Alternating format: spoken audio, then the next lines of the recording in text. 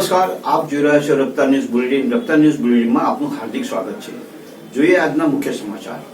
આગામી લોકસભાની ચૂંટણીના તૈયારીના ભાગરૂપે આમ આદમી પાર્ટીએ ભરૂચ ખાતે કાર્યકર્તાઓ સાથે એક સંગઠન સંમેલનનું આયોજન કરવામાં આવ્યું, જેમાં ગુજરાત પ્રદેશ સંગઠન પ્રભારી, રાજ્યસભાના સાંસદ સંદીપ પાઠક, ડેડિયાપાડાના ધારાસભ્ય ચેતર વસાવા, ઉમેશભાઈ મકવાણા, ગોપાલભાઈ ઇટાલિયા તથા ગુજરાત પ્રદેશ સંગઠન મંત્રી મનોજ સોરઠિયા અને અન્ય હોદ્દેદારોની ઉપસ્થિતિમાં સંવાદ કાર્યક્રમનું આયોજન થયું, જેમાં મોટી સંખ્યામાં કાર્યકરો ઉપસ્થિત રહ્યા. સૌએ ધારાસભ્ય ચેતર વસાવાને ભરૂચની સીટ પરથી વિજય બનાવવાનો સંકલ્પ લીધો. પેપર લીક પણ ન થાય, પણ આપણે વાંચી જોવા હોય તો શું થાય? પેપર લીક ન થાય, પણ આપણે તૈયારી ન કરી હોય તો શું થવાનું? પાસ થઈએ ખરા? થઈએ આપણે ના. એવી શક્તિ તમારી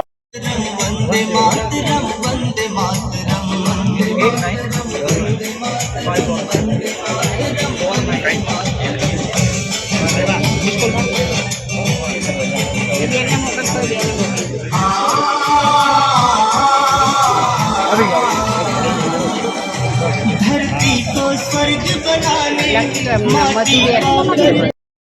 રીંગણ બટાકા આજે હું આ જાહેર મંચથી કહું છું, માનનીય મનસુખભાઈ 100 દિવસ બાકી છે, તમારા પોટલા બાંધી લેજો. 100 દિવસ પછી તમારે આ રીંગણ બટાકાના ભાવ જ ગણવાના છે. 100 દિવસ પછી તમારે રીંગણ બટાકાના ભાવ જ ગણવાના છે, કારણ કે ભરૂચમાં તો એક જ ચાલે, એક જ ચાલે, એક જ ચાલે. જય હિન્દ, જય પાછા પડવાના નથી, કારણ કે લાખો અને કરોડો લોકોની આશાનું કેન્દ્ર બિંદુ ભરૂચ છે. એટલે વિશેષમાં ચર્ચા ન કરતા વંદે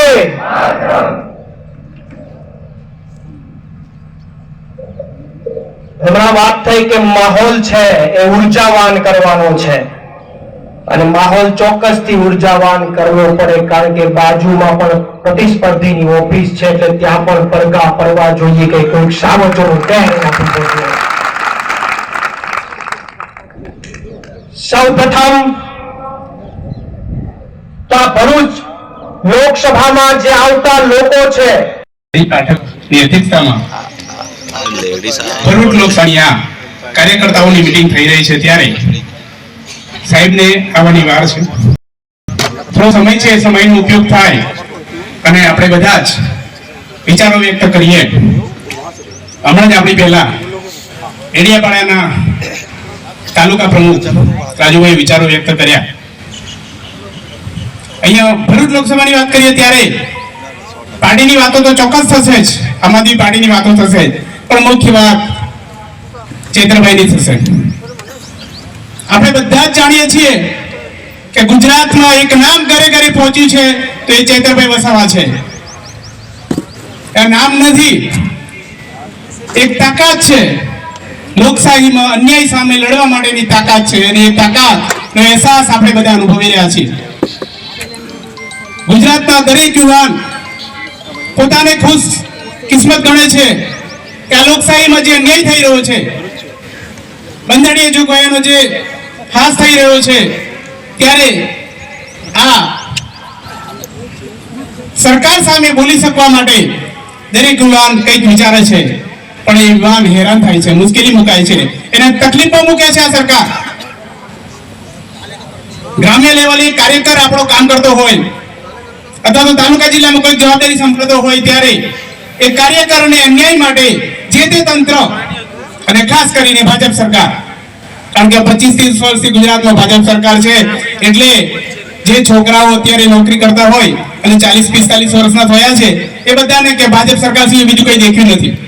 એટલે નોકરી કરતો કર્મચારી અધિકારી પણ ભાજપ સિવાય કશું જોતો નથી કે લોકશાહીમાં અન્ય પક્ષ હોય, લોકશાહીમાં અન્ય કાર્યકરો હોય કે એને સન્માન આપવું જોઈએ, કે લડતો હોય એ સાચું બોલતો હોય કે સાચી રજૂઆત હોય એને સાંભળવી જોઈએ, એવું કોઈ પણ સરકારી તંત્ર પણ કરતું નથી. હું અત્યારે આ જુસ્સાથી એટલા માટે બોલું છું કે હું પોતે પણ લડી રહ્યો છું. સરકારનું કામ જે વિકાસનું કામ છે, અને ખાસ કરીને આદિવાસી વિસ્તારની વાત કરીએ ત્યારે કરોડો અબજો રૂપિયાની ગ્રાન્ટ કાગળ પર વપરાય છે. દુઃખની વાત છે આ. કાગળ પર વપરાય છે, ખરેખર કાગળ પર વપરાય છે. હમણાં ક્યાંક આપણે બધાએ જોયું હોય તો દાહોદમાં, દેવગઢ બારિયામાં, જાલોદમાં અને અહીંયા છોટાઉદેપુરમાં ઓફિસો પકડાવી, સરકારી નકલી ઓફિસો. આપણે બધા જાણીએ ને નકલી, પણ ઓફિસ ખોલે કાયદેસર અને ત્યાં બધા કાગળિયા કરે અને બધા કાગળિયા કાયદેસર એક ગ્રાન્ટ વાપરવા માટે છે. અને એમાં બધા અધિકારીઓ બધા જ હોય, પણ એ બધા નકલી હોય, પણ સાથે સાથે પૈસા તો અસલી હોય, કારણ કે ગ્રાન્ટ તો સરકારમાંથી આવે ને. જો એ બી નકલી હોય અને મનોરંજન કરતા હોય તો આપણે ખુશ થઈએ, પણ ખરેખર કરોડો અબજો રૂપિયા તો અસલી હોય.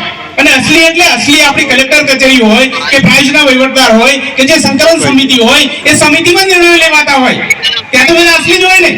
ત્યાં સ્થાનિક ધારાસભ્ય, સંસદ સભ્ય એ લોકોની સંકલન સમિતિ હોય, એમના સિવાય તો નિર્ણયો લેવાતા નથી. તો આ જે નકલીની ભરમારમાં જે પૈસા ખવાય છે, ભ્રષ્ટાચાર થાય છે, જે કાગળ પર વપરાય છે, એના માટે જવાબદાર કોણ?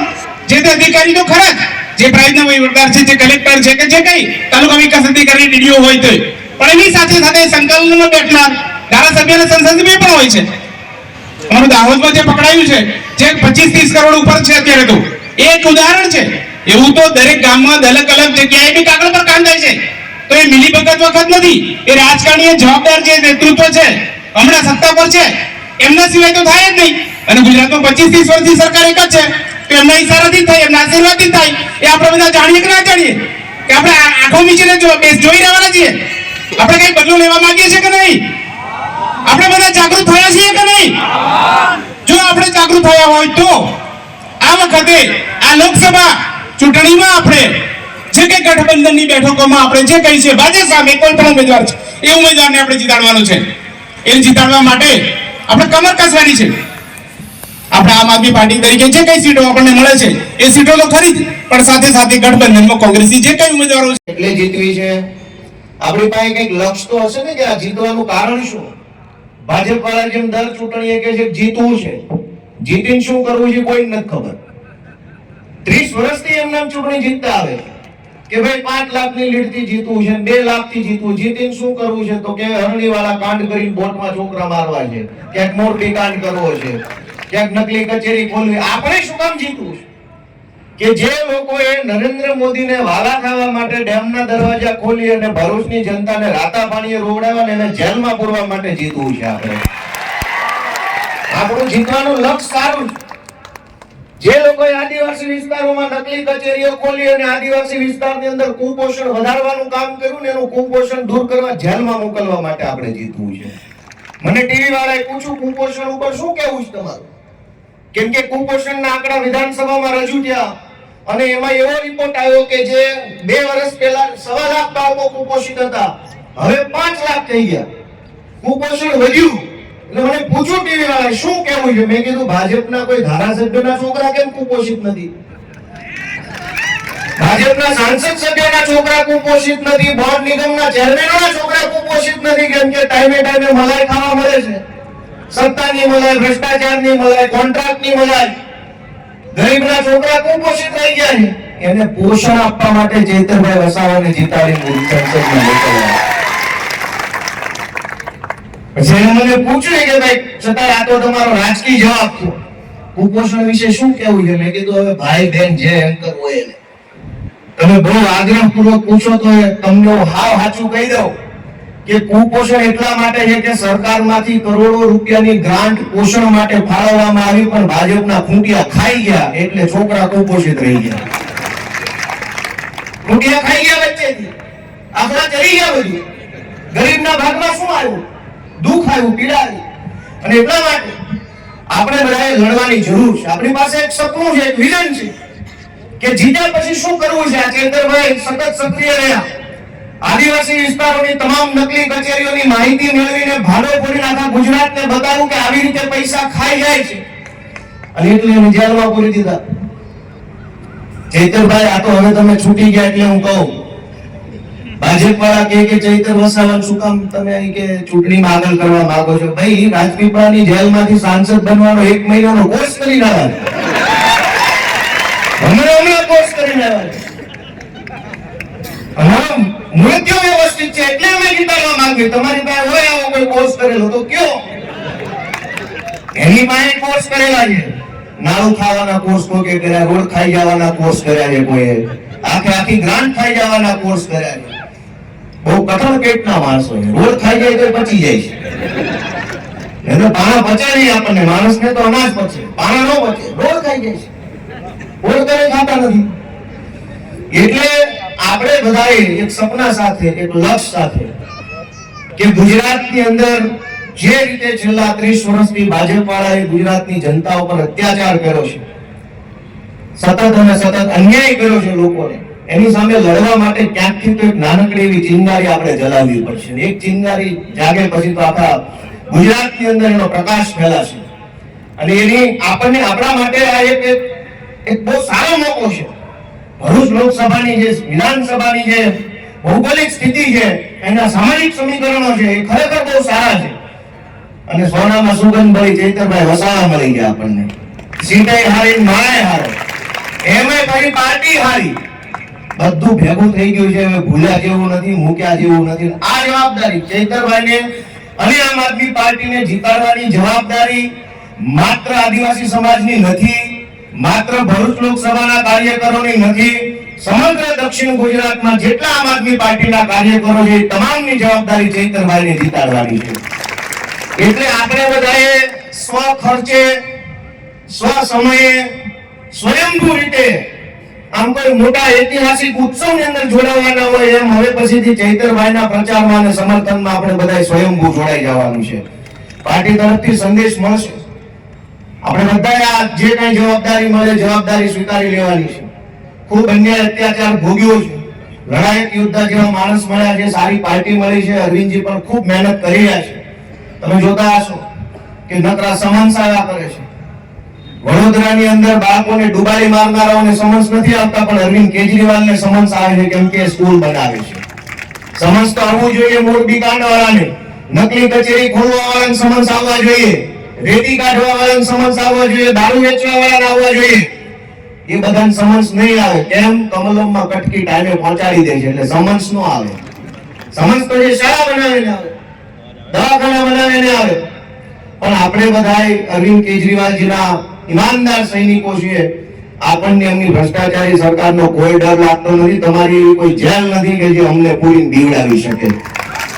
અમે તો અમારા ઈમાનદારીના દમ ઉપર લડી લેવા વાળા માણસો છે.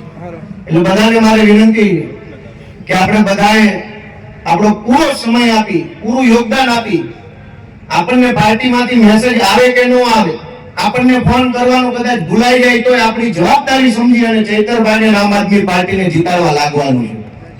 અને આ સીટ ઉપર ઘણી બધી ટીવીમાં, મીડિયામાં ચર્ચા હાલે છે. ઘણી વખત એવું થાય કે ન કરવાની ચર્ચાઓ પહેલા કરવામાં આવે. વારંવાર અહીંયા ખબર છે કે ચૈતરભાઈની જાહેરાત થઈ ગઈ છે. ચૈતરભાઈ આક્રમક યુવા નેતા છે, સમાજના સમર્થન પ્રાપ્ત નેતા છે, પાર્ટી પણ એટલી કોશિશ કરી રહી છે. ત્યારે સ્વાભાવિક છે કે હવે આ સીટ ઉપર એક તરફ ભાજપ છે અને એક તરફ ચૈતરભાઈ અને આમ આદમી પાર્ટી છે. વચ્ચે બીજું કાંઈ છે નહીં. અર્જુનને જેમ પક્ષીની આંખ દેખાય એમ આપણને લોકસભા દેખાવી જોઈએ. અને ત્યારે આપણે ચૂંટણી જીતી શકીશું.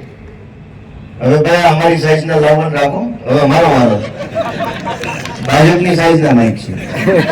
નીતિનભાઈના માપના માઇક તમે અમારા મૂકશો થોડું આવી લાગે. અમારે ઉમેશભાઈ જેવો એને માઇક થયું ને તો ધીમો અવાજ આવતો નતો આવતો. આપણે એકાદ વખત विधायक श्री चैतर वसावा जी, उमेश भाई मखवाना जी विधायक, मंच पर बैठे हुए मनोज भाई, प्रवीण वाम भाई और मेरे सारे साथी, हमारे सभी वर्किंग प्रेसिडेंट, वाइस प्रेसिडेंट, मेरे सामने बैठे हुए आप सभी गणमान्य, हमारे लीडर, हमारे कैंडिडेट, इस आम आदमी पार्टी की रीढ़ की हड्डी, आन बान शान, आप सबको मेरे हृदय की गहराई से आप सबको मैं प्रणाम करता हूं।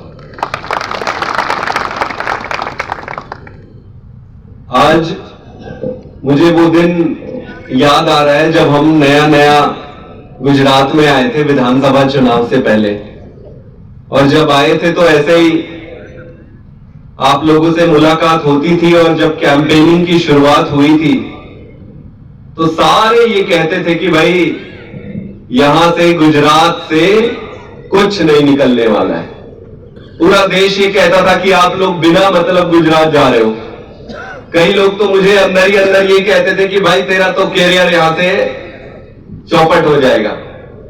लेकिन आप देखो, गुजरात की जनता ने आपके 6 महीने के कैंपेन में 5 सीटें दी थी, 13% वोट दिए थे और 40 लाख लोगों ने आपको वोट दिया था। ये कम नहीं होता है, कम नहीं होता है। ऐसे राज्य में जहां पे भारतीय जनता पार्टी पूरी तरीके से कब्जा करके बैठी है, ऊपर से लेके नीचे तक, ऐसे राज्य में अगर जनता आपको 5 सीटें दे रही है और 35 सीटों पे आप दूसरे नंबर पे आए थे, तो इसका सीधा सीधा संकेत था कि गुजरात बदलाव के लिए तैयार है। 5 सीटें जिसमें से मिली, उसमें से 1 सीट आपके चैतर वसावा जी की भी आई थी। पूरा अगर आप कैंपेन को देखोगे तो आदिवासी समाज ने, पूरे आदिवासी समाज ने जिस तरीके से आगे बढ़कर आम आदमी पार्टी को अपनाया था, अपना बनाया था, वो अद्भुत था। वो अद्भुत था। वो कहते हैं ना, लव एट फर्स्ट साइट, और जब प्यार हो जाता है तो उसको समझ नहीं आता कि भाई प्यार हुआ क्यों है। तो पूरे आदिवासी समाज से, पूरे क्षेत्र से ऐसा प्यार हुआ आम आदमी पार्टी का कि आज पूरा आदिवासी समाज, ये पूरा एरिया क्षेत्र के लोग आम आदमी पार्टी को अपनी पार्टी मानते हैं, उसको अपना अपना मानते हैं। अब उनको लगता है एक ही पार्टी है जो उनका अपना है, और वो है आम आदमी पार्टी। आपने आम आदमी पार्टी को अपनाया, लेकिन जब चैतर भाई के ऊपर अन्याय हुआ, उसके ऊपर पुलिस ने, भाजपा ने जो भी अन्याय किए, उनको जेल में डाले, उस समय भी आपने जिस तरीके से एक साथ खड़े होकर चैतर भाई का साथ दिया, सच्चाई का साथ दिया, इसके लिए भी मैं आम आदमी पार्टी की तरफ से आप सबका आभारी हूं। આપણે લાગી જવાનું છે એ વાત તમામ સાથી મિત્રોએ, તમામ આગેવાનોએ કીધું છે। મિત્રો, આ ભાજપ સરકાર છે, આવડી મોટી પાર્ટી, આવડી મોટી સરકાર સામે જો અમે લડતા હોય તો એનું કારણ માત્ર ને માત્ર તમારા જેવા ઈમાનદાર કાર્યકરો અમારી સાથે છે। અમે એટલા માટે સડકથી લઈને સદન સુધી એમની સાથે આંખમાં આંખ મિલાવીને વાત કરીએ છીએ। અમે જેલથી બીતા નથી। અમે આગળ પણ જ્યારથી ધારાસભ્ય તરીકે ચૂંટાયા છે ત્યારે પણ અનેકવાર એમણે દબાણો કર્યા, સામદામ દંડ ભેદ નીતિ કરી અમારી સાથે। ત્યારે પણ અમે નેતાઓને કીધું હતું, અમે નળિયાવાળા ઘરમાંથી આવીએ છીએ, અમે અમારા મા બાપે ખેત મજૂરી કરાવીને અમને આટલે સુધી પહોંચાડ્યા છે, અમે કોઈના બાપથી ડરવાના નથી। આપણે ભરૂચના લોકોને જ્યારે નર્મદા નદીનું માનવ સર્જિત પૂર આવ્યું ત્યારે આપણે એમની સાથે હતા। ગુજરાતના ટેટ ટાટ પાસ ઉમેદવારો માટે આપણે બોલીએ છીએ, ગુજરાતના વિદ્યાર્થીઓને શિષ્યવૃત્તિ માટે આપણે બોલ્યા છે। તમે જોયું હશે આ વિસ્તારોમાં નેશનલ હાઈવેમાં જે લોકોની જમીનો ગઈ એમના વળતર માટે આપણે બોલ્યા છે। એશિયાની આટલી મોટી જીઆઈડીસી છે, સ્થાનિક લોકોને, યુવાઓને જ્યારે કાયમી રોજગારી નથી એના માટે આપણે બોલીએ છીએ। આદિવાસી સમાજ હોય, વેપારી હોય, મહિલા હોય કે યુવાન હોય, તમામ માટે બોલીએ એટલે આ ભાજપ સરકારને પચતું નથી। નવી નવી વાર્તાઓ બનાવીને ષડયંત્ર કરવામાં આવે છે। મને ટાર્ગેટ કરતા કરતા મારા આખા ફેમિલીને ટાર્ગેટ કરવામાં આવે છે, પણ ક્યારે અમે એમનાથી ડરવાના નથી અને એમનાથી ઝૂકવાના નથી। અમે કોઈના બાપથી ડરતા નથી। જેલમાં હતા તે દરમિયાન ઘણી અફવાઓ ફેલાવવામાં આવી મીડિયાના માધ્યમથી કે ચૈતરભાઈ ભાજપમાં આવવાના છે, ભાજપમાં આવવાના છે, ભાજપમાં આવવાના છે। કેમ ભાઈ, અમે ભાજપમાં આવીને શું કરવાના?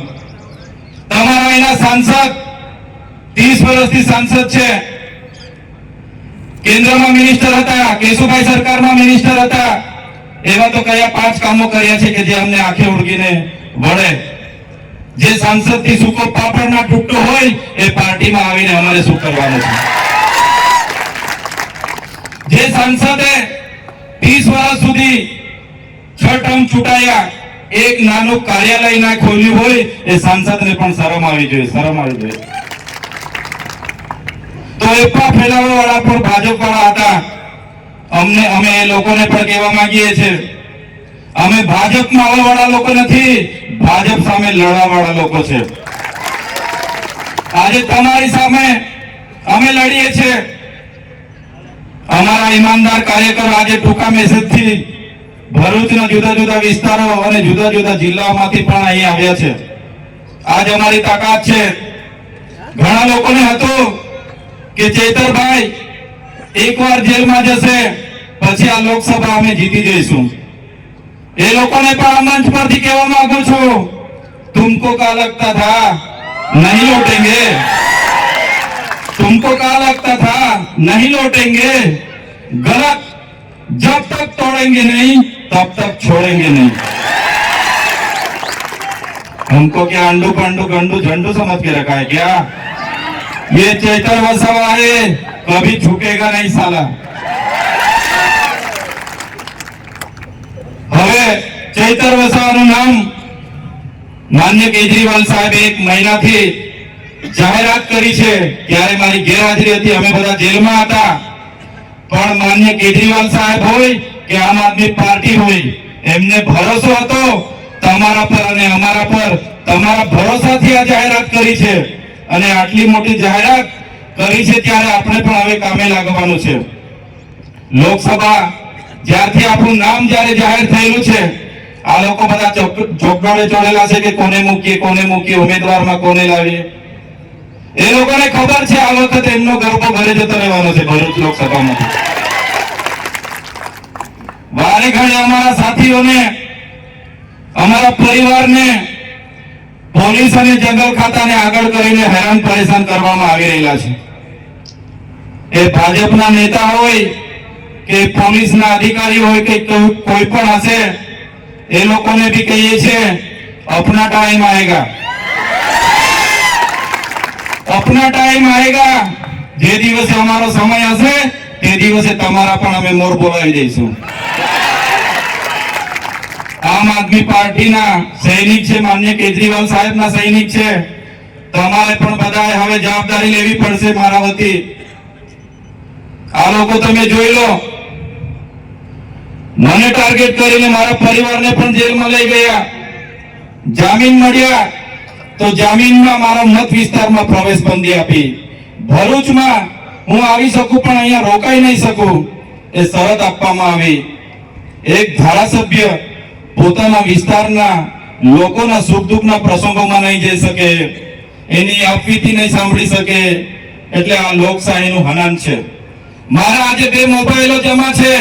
આજે મોબાઈલો આપવામાં નથી આવતા. જ્યારથી હું ભરૂચ જિલ્લામાં પ્રવેશ કરું, પોલીસને સાથે મૂકી દેવામાં આવે છે. એ લોકોને ખબર છે કે ચૈતરભાઈ વસાવા ભરૂચમાં જેટલા રહેશે એમને તકલીફો પડવાની છે, એમના પેટમાં તેલ રેડાવાનું છે. પણ મિત્રો, મારા વતી તમારે બધાએ કામે લાગી જવાનું છે અને ગામે ગામ અરવિંદ કેજરીવાલજી, ભગવત માનજી અને ચૈતર વસાવા બનીને તમારે ઉતરવાનું છે. આ લોકસભામાં ગઠબંધનને લઈને ઘણા પ્રયત્નો ચાલુ છે રાષ્ટ્રીય કક્ષાના લેવલે. આવનાર સમયમાં એ પણ સત્તાવાર રીતે જાહેરાત થઈ જશે, પરંતુ આજેથી જ આપણે કામે લાગવાનું છે. અને એમનું જે ટાર્ગેટ છે, મિત્રો, મારા વતી તમારે બધાએ કામે લાગી જવાનું છે અને ગામે ગામ અરવિંદ કેજરીવાલજી, ભગવત માનજી અને ચૈતર વસાવા બનીને તમારે ઉતરવાનું છે. આ લોકસભામાં ગઠબંધનને લઈને ઘણા પ્રયત્નો ચાલુ છે રાષ્ટ્રીય કક્ષાના લેવલે. આવનાર સમયમાં એ પણ સત્તાવાર રીતે જાહેરાત થઈ જશે, પરંતુ આજેથી જ આપણે કામે લાગવાનું છે. અને એમનું જે ટાર્ગેટ છે, 26 માંથી 26 બેઠકો જીતીશું. ભાજપનો જે અહમ છે, 5 લાખ લીડથી અમે જીતીશું, પણ એમને તમારે બધાએ છાતી ઠોકીને કહેવાનું છે ભરૂચ લોકસભા અમે 50,000 ની લીડથી જીતવાના છે. વધારે વિશેષ નથી કેવું. આજે આપણી વચ્ચે જ્યારે આપણા મહાસચિવ ઉપસ્થિત હોય તો આજના પ્રસંગમાં તમે ટૂંકા મેસેજ થકી જુદા જુદા વિસ્તારોમાંથી આજે તમે અહીંયા બધા ઉપસ્થિત થયા છો. તમામ સાથી મિત્રોનો, તમામ પદાધિકારીઓનો, તમામ હોદ્દેદારનો હું આભાર માનું છું. સાથે સાથે તમારા પર અપેક્ષા રાખું છું આ લોકસભાની પ્રચારની શરૂઆત જ્યારે આજેથી થાય છે ત્યારે તમારાથી જેટલો પણ સમય આપી શકાય એ સમય મારા માટે, પાર્ટી માટે તમે આપશો એ અપેક્ષા સાથે, અને આપણે સૌ અહીંયાથી જંગી બહુમતીથી ચૂંટાઈએ અને લોકસભામાં જઈએ એ આશાવાદ સાથે મારી વાણીને હું વિરામ આપું છું. જય આદિવાસી, જોહાર, ભારત. નમસ્કાર, ટાઈમ્સ ઓફ ગુજરાત અને રફતારની મહાકલેરીમાં તમારું સ્વાગત છે. ભરૂચ લોકસભા બેઠક કે જેની ઉપર ચૈતર વસાવાના નામની જાહેરાત કરી દેવામાં આવી છે અને કાર્યકર સંમેલનની અંદર એક ટાસ્ક આપવામાં આવ્યું છે કાર્યકરોને. જ્યારે આપણી સાથે આમ આદમી પાર્ટીના નેતા પ્રવીણ રામ જોડાયા છે, તેમને પણ એક જોરદાર ભાષણ આપીને કાર્યક્રમમાં ઉત્સાહ ભરવાનો પ્રયત્ન કર્યો. પ્રવીણરામજી, શું કાર્યકર્તાઓને સંદેશો આપવામાં આવ્યો છે આજના કાર્યક્રમની અંદર અને શું તૈયારી માર્ગદર્શન કાર્યકરોને? આમ જોવા જઈએ તો ભરૂચ લોકસભાની અંદર જે કાર્યકર્તાઓ છે એ પોતે જ એક સંદેશના વાહક છે. એમને કોઈ સંદેશ આપવાની જરૂરિયાત પણ નથી, કારણ કે એ સમગ્ર ગુજરાતની અંદર માહોલ ફેલાયો છે કે ભરૂચમાં તો એક જ ચાલે, ચેતરભાઈ ચાલે. એટલે મોટા ભાગના તમામ કાર્યકર્તાઓ પોતાની જવાબદારી ઉઠાવી દીધી છે. છતાં પણ આજે કાર્યકર્તાઓનું એક સંમેલન યોજાયું. આજે અમારા રાષ્ટ્રીય મહાસચિવ સંદીપ પાઠકજી પણ ઉમેદવાર મકવાણા અને અન્ય અમારા પદાધિકારીઓ ઉપસ્થિત હતા. આજે તમામની હાજરીમાં તમામ કાર્યકર્તાઓએ સોગંદ લીધા છે અને પોતે કામની વહેંચણી કરીને તમામ લોકો આ સીટને જીતાડવા માટે, અને માત્ર આ સીટને જીતાડવાથી આમ આદમી પાર્ટી જીતી શકે, ચેતરભાઈ વસાવા જીતી જશે એટલા જ પૂરતી વાત નથી. અન્યાયની સામે ન્યાયની લડાઈ માટે તમામ કાર્યકર્તાઓ આગળ આવી રહ્યા છે. અસત્યની સામે સત્યની લડાઈ માટે તમામ કાર્યકર્તાઓ આવી રહ્યા છે. અને આજે તાનાશાહી સરકાર છે એને જોરદાર તમાશો મારવા માટે આજે તમામ કાર્યકર્તાઓ ભેગા થયા છે અને આવનારા સમયમાં લડાઈ ચોક્કસથી તમામ કાર્યકર્તાઓ પોતાના બૂથથી લઈ અને 10 ગામ સુધી પોતાની જવાબદારીઓ પોતાના ખંભે ઉપાડી અને કામ કરવાના છે. અને આવનારા સમયમાં દરેક ઘર સુધી જઈ અને કોઈ ચૂંટણીની માધ્યમ નહીં, કોઈ ચૂંટણી પ્રચાર નહીં, પણ તમામ લોકોના સુખ દુઃખમાં ભાગ લેવાનો પ્રયાસ છે. ગઠબંધનની જે કંઈ પણ ચર્ચાઓ છે એ નેશનલ લેવલની ચર્ચાઓ છે અને ત્યાંથી જે કંઈ પણ નક્કીઓ થશે એ પ્રમાણે પાર્ટી આગામી દિવસોમાં આગળ હવે પ્રચારની આગામી રણનીતિ શું રહેવાની? પ્રચારની આગામી રણનીતિ અમારા રાષ્ટ્રીય મહાસચિવે જેમ કીધું એમ કે અમે ચૂંટણી પ્રચાર કરવા નથી આવ્યા. આ ભાજપની આતંકવાદ જે કંઈ પણ શિક્ષણ નથી આપવું, આરોગ્ય નથી આપવું, એમના આતંકવાદ સામે ચૂંટણી પ્રચાર છે. અમે તો માત્ર ને માત્ર લોકોના ઘર સુધી જશું, લોકોના સુખ દુઃખ બાંટીશું અને લોકો સાથે ચર્ચા કરીશું.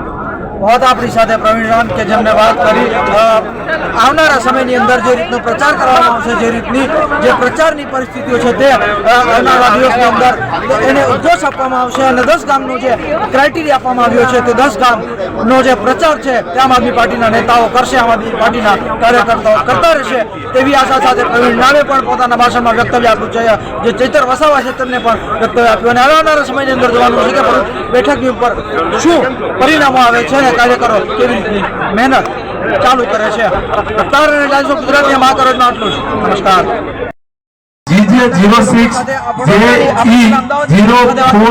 વડોદરાની પેનલ સાથે વાત કરીએ. 0458 જેમની ગાડીઓ ત્યાંથી લઈ લે. પ્રદેશની અંદર સહમંત્રી છે તેમની સાથે વાત કરવાનો પ્રયત્ન કરીએ.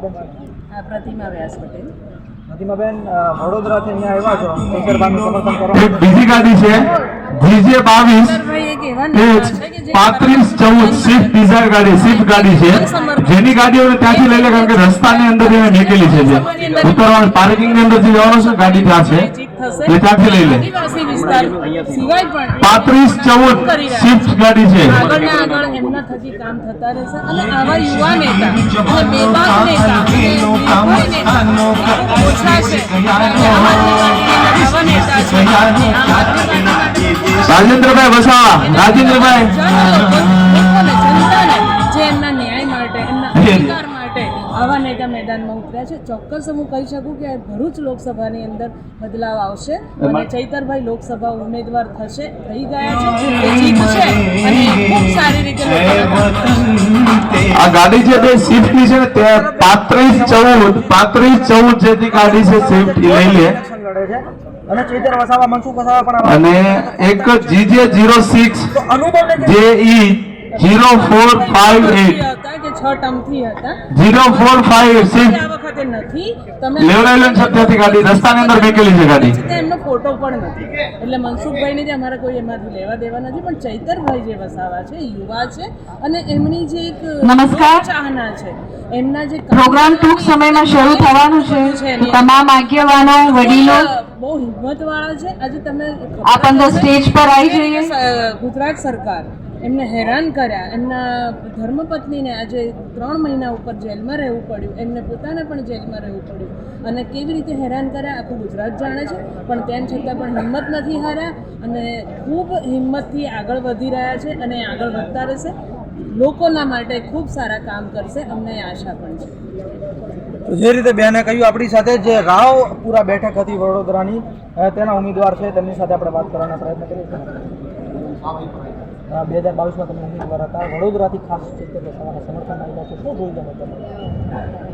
ચૈતરભાઈમાં તો મેં એકલા નહીં પણ સમગ્ર ગુજરાત જોઈ રહ્યું છે, સમગ્ર દેશ દુનિયા જોઈ રહી છે કે ચૈતરભાઈ એક એવા ઉભરતા નેતા છે અને આ પાછળ જે એટલી વિશાળ સંખ્યામાં જે પબ્લિક બેસેલી છે, બીજી જે પબ્લિક બહાર ઊભી છે, જે પબ્લિક આવવાની બાકી છે, ચૈતરભાઈ આજે ગુજરાતના ચપ્પે ચપ્પારે ખૂણે ખૂણામાં ચૈતરભાઈ એટલા ફેમસ નેતા બની ગયા છે. તમામ સાથી મિત્રોને નમ્ર વિનંતી, આસપાસ ઉભેલા બધા જ સાથી મિત્રો મનસુખભાઈ વસાવાએ ગ્રાઉન્ડની અંદર આવી જાય. ટૂંક સમયમાં જ આપણો પ્રોગ્રામ શરૂ થવાનો છે.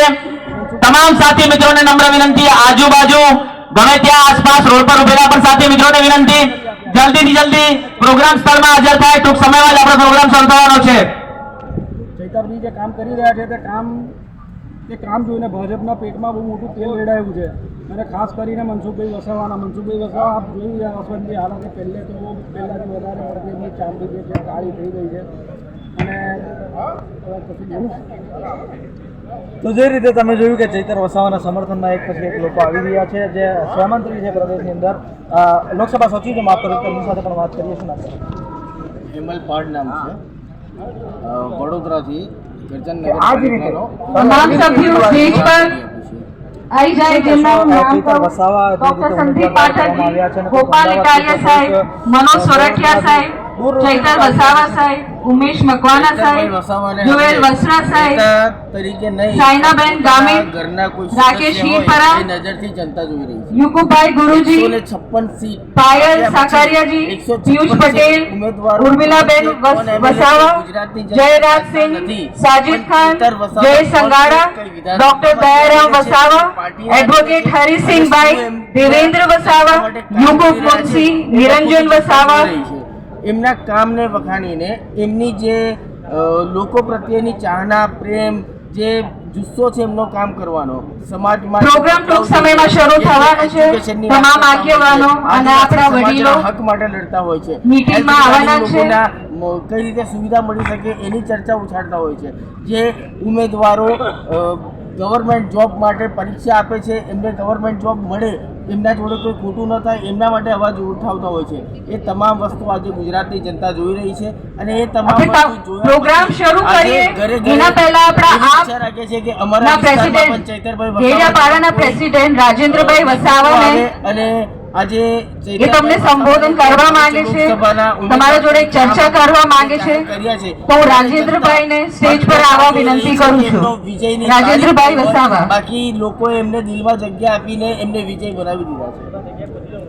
ખેર, જે રીતે તમે જોયું કે વડોદરાના કોઈક હતું તો કોઈક અમદાવાદનું હતું. જે રીતે ચૈતર વસાવાના સમર્થનની અંદર એક પછી એક નેતાઓ આવી રહ્યા છે, એક પછી એક કાર્યકર્તાઓ આવી રહ્યા છે. ત્યારે હવે જોવાનું છે કે આવનારા સમયની અંદર ચૈતર વસાવા 2024 લોકસભા કેવી રીતે લડે છે. આ પ્રકારના અહેવાલો સમાચારો રહીશું. જય આદિવાસી, ટાઈમ્સ ઓફ ગુજરાતની ખાસ કવરેજમાં. જય ભીમ. નમસ્કાર.